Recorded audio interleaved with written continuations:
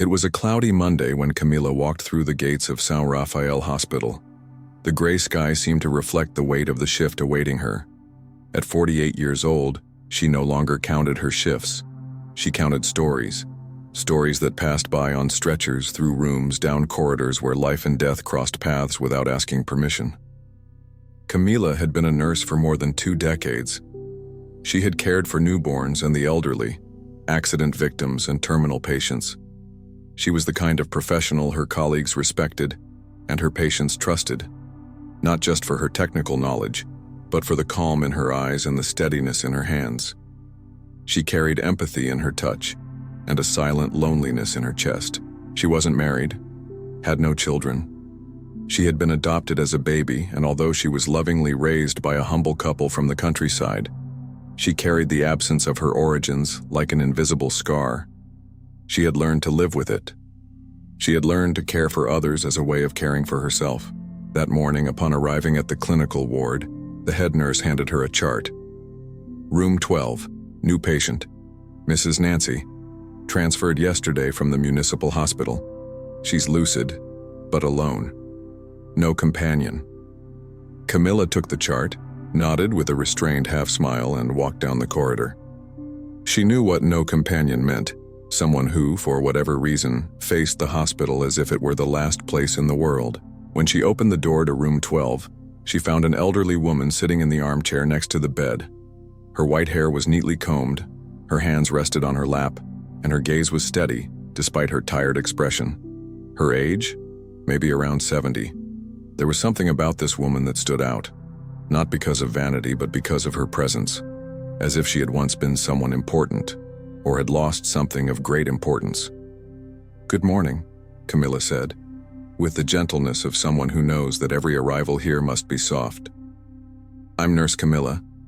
I'll be taking care of you over the next few days."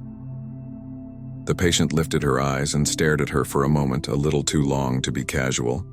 Then she replied, "Camila, beautiful name." "Thank you. Are you feeling well?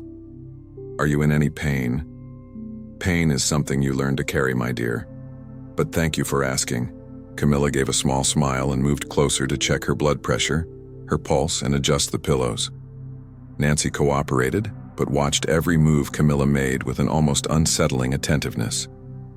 Before leaving, Camila said, "If you need anything, just call me."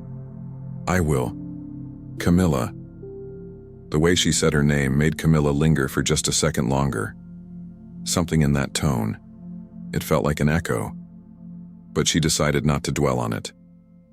That night, back home as she prepared dinner, she found herself thinking about the patient in room 12. It wasn't the first time she had cared for someone alone, but there was something different about that woman. A strange familiarity, as if their paths had crossed before, in another life. She shook her head, brushing the thought aside. It was just the exhaustion, just another shift. But what Camila didn't know was that the woman in room 12 held the most hidden piece of her own story.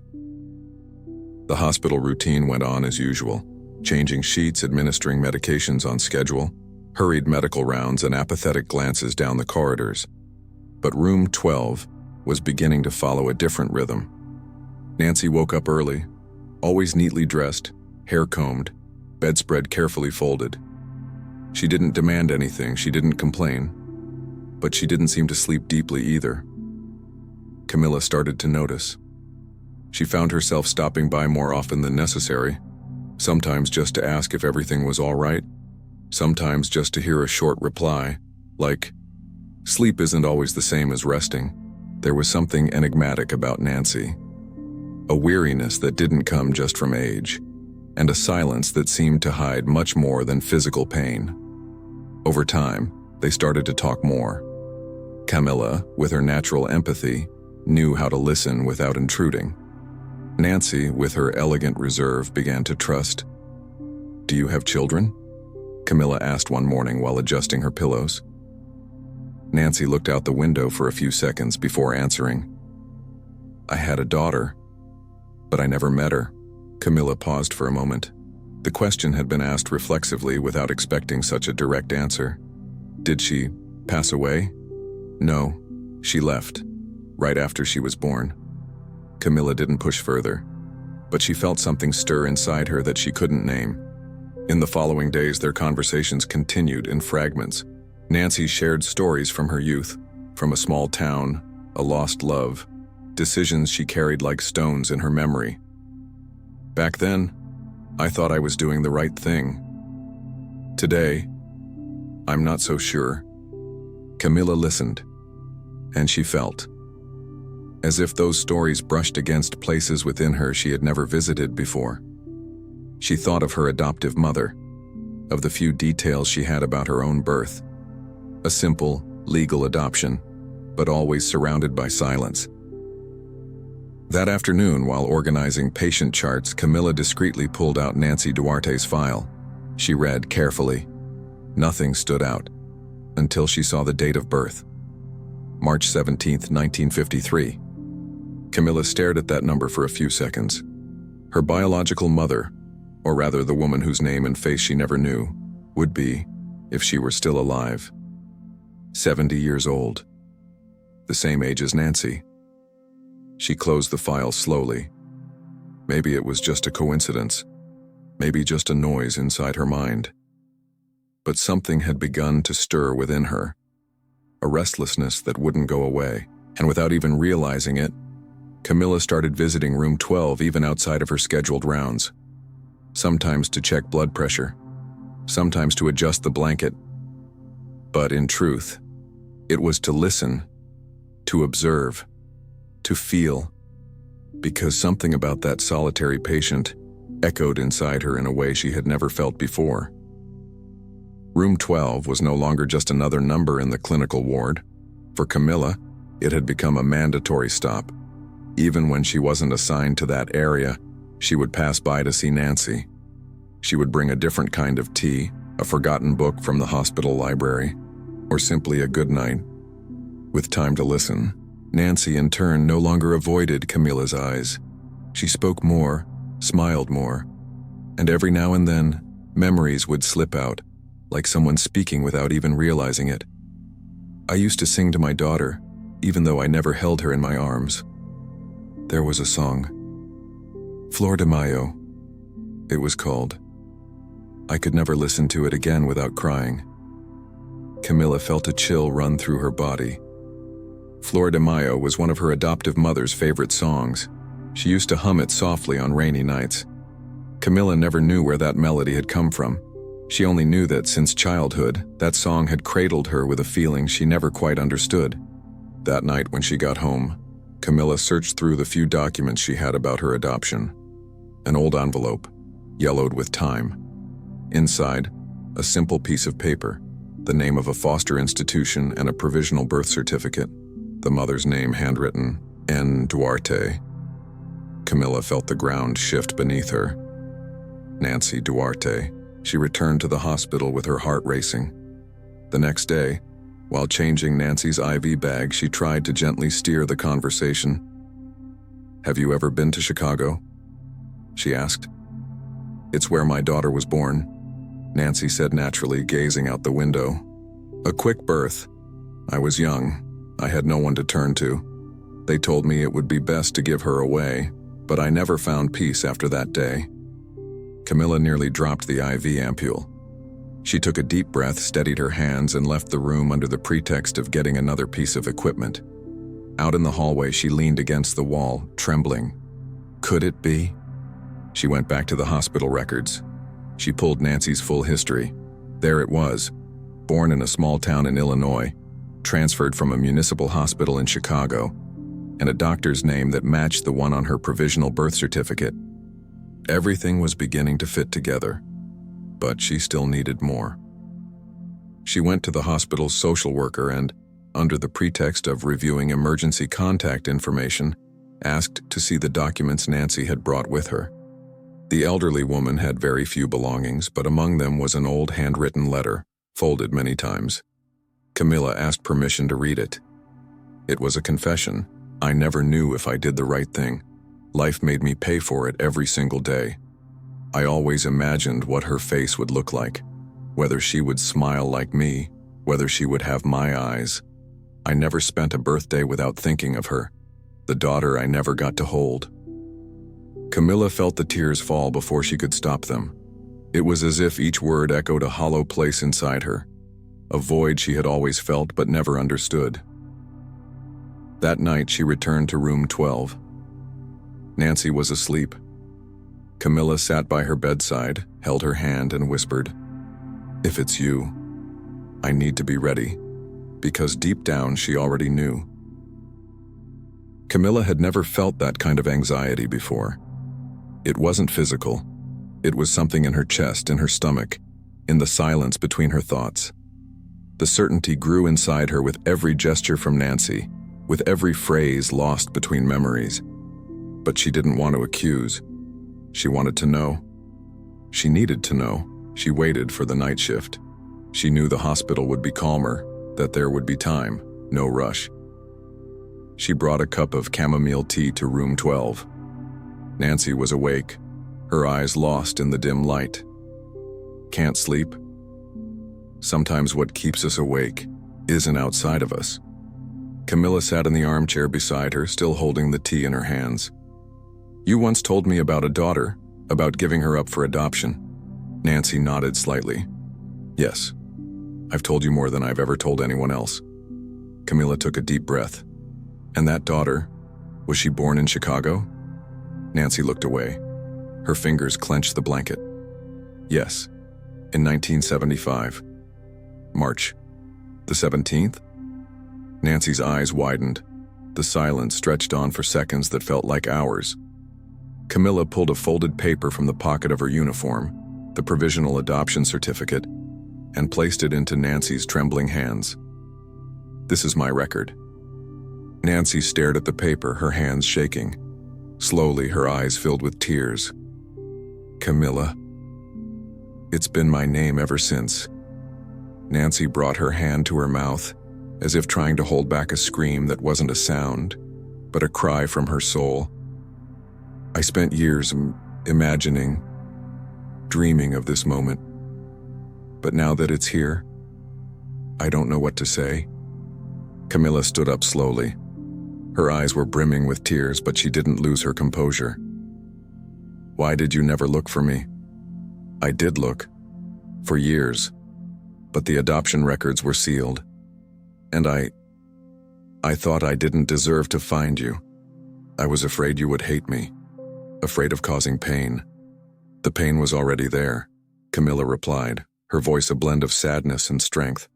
"It just didn't have a name." "Now it does," Nancy cried. But she didn't beg.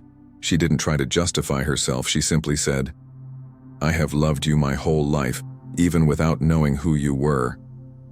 Camila wanted to say something, anything, but all she could do was nod. Her eyes locked onto the woman before her, the mother she had never known, the woman she had cared for, without knowing she was caring for herself. That night, Camila didn't return to room 12. She needed time. Time to process, time to forgive, time to understand, and maybe to accept that sometimes answers come late, but not too late. Camila didn't return to room 12 for the next 2 days. She cared for other patients, carried on with her routine with the same professionalism, but her colleagues noticed the difference. The light smile, the generous listening, the calm presence. All were still there, but running on autopilot. Her gaze, however, always seemed to be somewhere else. At home, she couldn't sleep.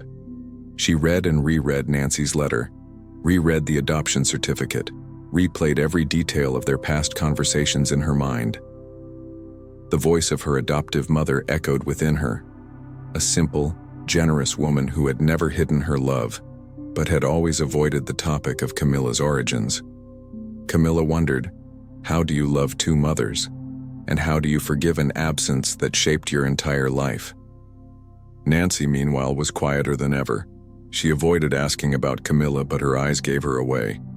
Every time the door opened, she turned her head a little too quickly, and when she realized it wasn't Camila, she returned her gaze to the window, as if time had frozen.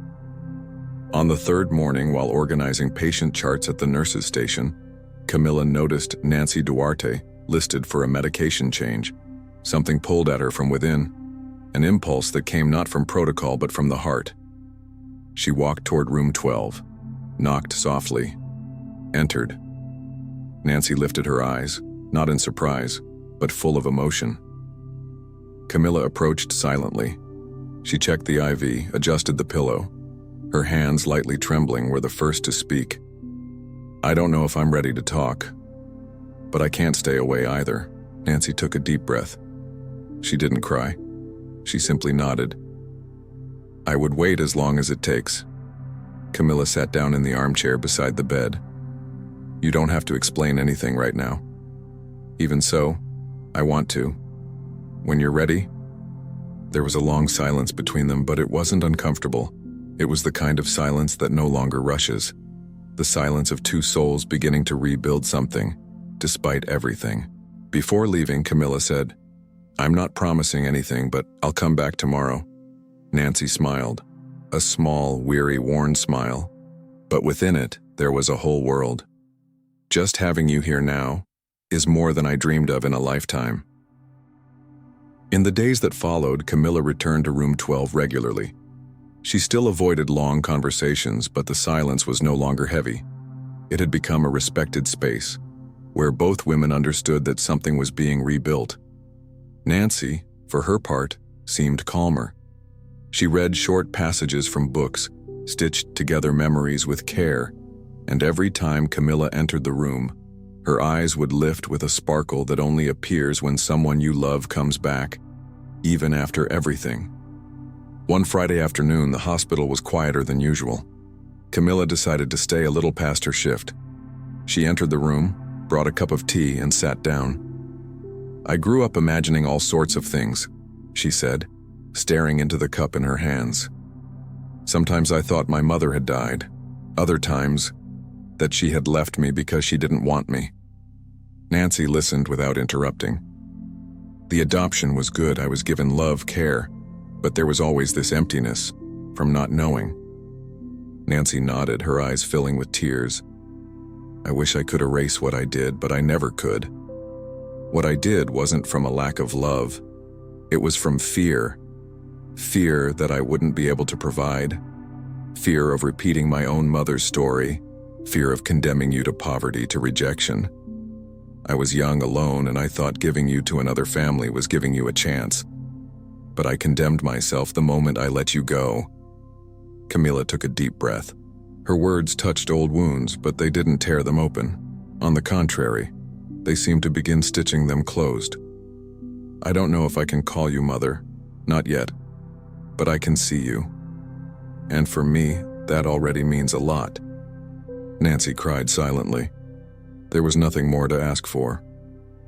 Just being able to see you, knowing you grew up strong, generous, that brings me peace. For the first time in decades. That night, Camila left the hospital without the crushing pain she had felt in previous days. There was still confusion, yes, but there was also something new. A beginning. At home, she looked through old childhood photos, and for the first time, she imagined a new emotional frame around them. Not to erase the life she had lived, but to give a name to the emptiness that had accompanied her for so long. And it was there, among memories and warm tea, that Camila began to wonder. How many other women are out there like her? How many stories of interrupted love, guilt, silence are still waiting to be heard? The question planted a seed, and a seed, when it finds fertile ground sooner or later, blooms. The weeks passed and Nancy grew thinner. The tests showed instability, and the attending physician informed them that there might not be much time left. Camila listened in silence, accustomed to hearing difficult news. But this time the impact was personal, deeply personal. In the final days, she split her time between her shifts and being by Nancy's side. She brought books, carefully moistened Nancy's lips, and applied lotion to her dry hands. Not as a nurse, but as a daughter, still not using the word aloud, but already with her heart. On a cold early morning, Nancy squeezed Camila's hand a little tighter than usual. Her voice came out weak but clear. Thank you for letting me see you, even if just for a piece of my life." Camila lowered her eyes. She could feel the moment approaching. She held her mother's hand firmly. "Thank you for never giving up on me, even without knowing where I was." Nancy smiled, a light, serene smile, the kind that only comes when someone has finally found peace. The next morning, Nancy didn't wake up. The monitor was still blinking when Camila entered the room, but the silence was absolute. The body at peace, the expression calm. Camila didn't cry right away. She sat beside the bed and stayed there in silence for a long time, as if, in that moment, presence alone was enough. She held her mother's hand once more and whispered, "Go in peace." The funeral was simple. Few people attended, but Camila made sure to bring a Mayflower. The song, the memory, the symbol. She placed it on the coffin, along with a letter she had written herself, which read, "Life didn't begin with you, nor did it end with you, but a part of me blossomed because I knew you. Thank you, Mother." In the months that followed, Camila launched a social project with support from the hospital and a local NGO, a place of shelter for abandoned women and single mothers, a space where stories like Nancy's wouldn't end in silence. The name she chose, Aurora House, a symbol of new beginnings, of light that rises after the darkest night. The project offered listening, guidance, temporary shelter, and most importantly, respect. Because Camila had learned through pain and healing that what many of these women needed most was simply someone to say, "You are not alone." And so, the cycle closed. Nancy left in peace. Camila stayed with purpose. And what had started as an unlikely reunion became a seed that blossomed in many other lives. 2 years had passed since Nancy's departure. Aurora House had become a reference point in the region. What began as a small room in the back of a community clinic now occupied an entire renovated house, welcoming women in situations of abandonment, single mothers without a support network, and young women facing motherhood with fear, loneliness, and hope. Camila was leading it all. Dividing her time between her hospital shifts and the nonprofit work, she had found a new balance. She no longer carried silence as a burden. She carried it as a memory, and memory, when embraced, becomes light. On the main wall of Aurora House, a frame held 2 photos, one of Nancy, smiling on a spring day, and another of Camila, hugging 2 pregnant teenagers assisted by the project, all holding hands. Below the images, a phrase was embroidered: "Love may come late, but when it's true, it still has time to transform." One afternoon, while organizing new intake forms, Camila heard a volunteer ask, "Camila, why did you start this project?" She smiled, without hesitation. "Because I was the daughter of a woman who couldn't stay, and the daughter of another who chose to raise me, and today I just want to make sure no one has to do it alone." Outside, the sun was beginning to set, and even amid the rush of daily life, Camila felt something in her chest that for so long she hadn't been able to name: peace. Because life, with all its silences, losses, and reunions, had finally given her a place to bloom. If this story touched your heart, leave a like and share it with someone who believes in the power of reunions and the healing of old wounds. Do you know any stories of unexpected reconciliation, or of mothers and daughters finding each other again after years apart? Share it with us in the comments. See you in the next video, and remember, sometimes love doesn't come when we want it to, but when we need it the most.